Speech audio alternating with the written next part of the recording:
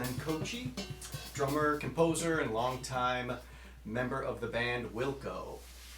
I want to thank you so much for joining us for At Home with the Auditorium, a weekly series of performances presented by the Auditorium Theater every Sunday at 6 p.m. Central Time while the theater is closed. I'm honored to participate in this series, and as a Chicago native, I have a lot of experiences at the Auditorium Theater through the years. Initially, it was going to see musicals like Les Mis or Phantom of the Opera, and then going to see dance performances with the Alvin Ailey Dance Company, and more recently the Joffrey Ballet for their production of the Nutcracker, and also for dozens of concerts through the years. So it was a thrill when I first got to perform at the Auditorium Theater. Now, I've been lucky enough through the years to perform there many times with Wilco. One of those times was really memorable for me. It was 2004, I believe, and we did a 3-night stint, one of the nights which happened to be on Halloween. For that show, we decided to dress up for the holiday, for the encore, in costumes. And I didn't have a costume, but I remember someone brought a bunch of costumes backstage, and I immediately gravitated towards a large mustard bottle costume. Because as my bandmates know, I love mustard. And I probably have 15 different types in the house right now. So I put on that costume. We went out and played Don't Fear the Reaper by Blue Oyster Cult. And I just remember playing the song, looking up in this beautiful theater, this is historic theater, and thinking, what am I doing playing here in a mustard costume? Anyway, that was bizarre to say the least. Also, a couple of years ago actually, I was playing there with 8-9 Dance Company out of Los Angeles. They're under the direction of the choreographer Daniel Agami, and we have an hour-long production called Calling Glenn, where I provide all the music live on stage on an expanded drum kit like this, and vibraphone and glockenspiel. And at one point during the show, I walked up to the very front of the stage, the lip of the stage, to do a solo with only my sticks. And I remember looking up when I got out of there after leaving the friendly confines of my kit, venturing up to the lip of the stage, looking up and being awestruck at the size of this place.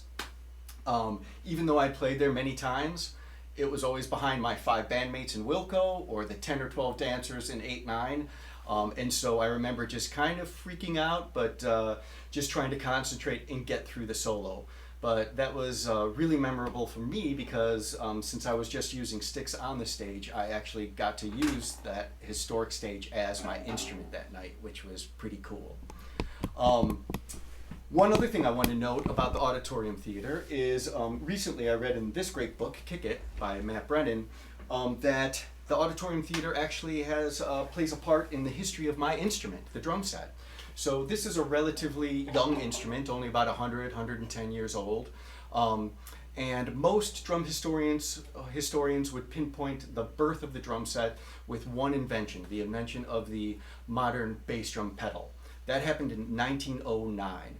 Now, although there were designs for decades preceding that, I actually have one archaic one that predates that on my kit back here that you can't see, sorry. That invention modernized the drum set and allowed the drummer to play things he never could before. So that invention was by a Chicago drummer named William F. Ludwig Sr., and he was the percussionist in the Auditorium Theater Orchestra at that point. And in 1909, the music of the day was ragtime, and he was having a difficult time keeping up with some of the fast tempos. So he decided to take it upon himself to come up with a better design, which he did. He and his brother came up with a great design. He took it back to rehearsal with the Auditorium Theater Orchestra, and it worked out great. So he started mass producing them, and the rest is history.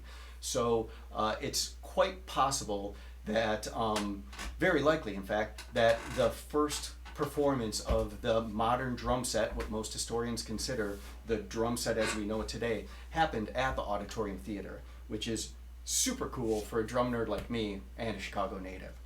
So this is my drum set. I'm going to stop talking and play for you in a minute.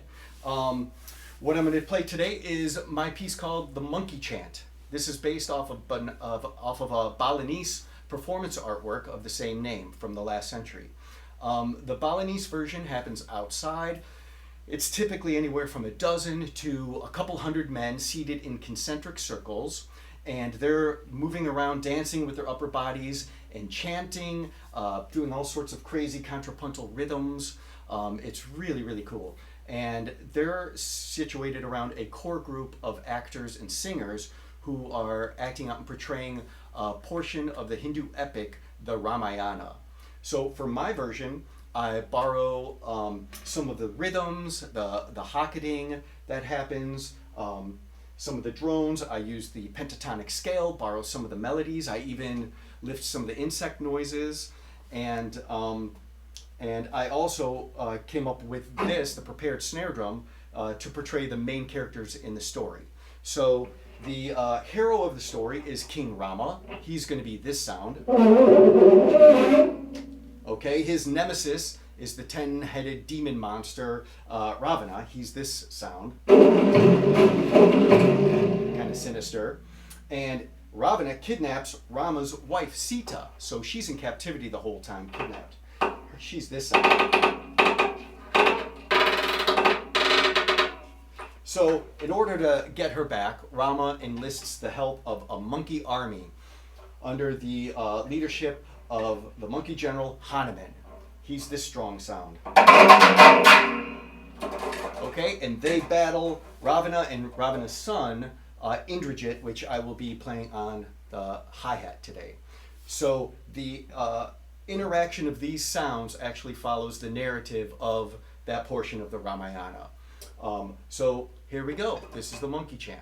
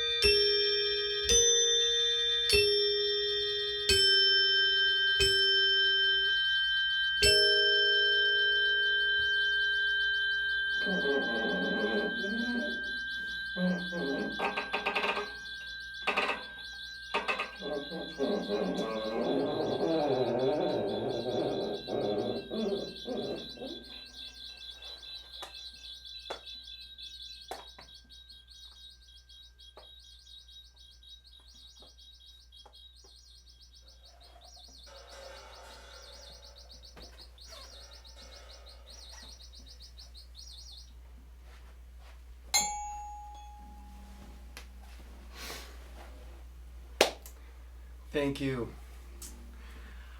I would like to thank Lily and Hugo and everyone at the Auditorium Theater. I'd like to thank my wife Mitty for helping out, and my tech Ashwin Dipankar, and all my neighbors who just had to endure all of that sound. So thank you so much for watching. For 130 years, the Auditorium has been an entertainment and cultural destination for all of Chicago. I'm grateful to be a part of this incredible history and can't wait until the curtain rises on the theater's legendary stage once more. Thank you.